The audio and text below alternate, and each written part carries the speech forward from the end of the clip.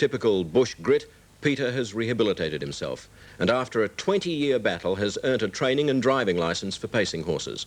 And as Nick McCallum reports, Peter now considers his artificial legs no handicap at all. It took Peter Cashion more than 2 years to walk with artificial legs after a hay baler severed his natural ones at age 19. It's taken 20 years since then for Peter to realise a lifelong ambition. When the accident first happened, I thought I was the only one in the world that had 2 artificial legs. And then I went to a hospital and then seen these little kids that were born with no arms and legs and, you know, and I thought, well, God, I'm not worse off, you know, they're worse off than what I am.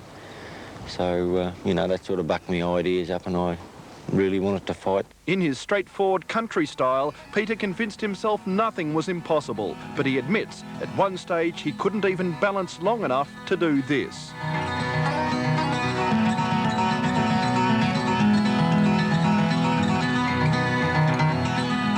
Now training and driving 3 of the Neptune Stud's 27 paces, Peter doesn't regard his handicap as a disadvantage. He expects no favours and gets none.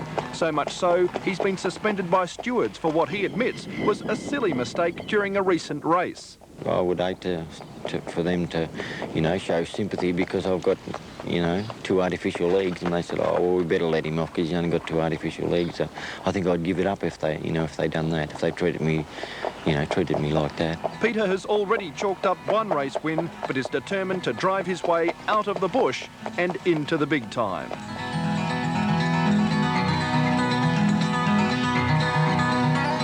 Peter won't rest until he owns, trains and drives a Tasmanian pacing champion, and only then will he retire.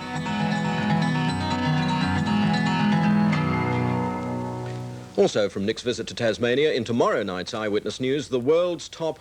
Today by winning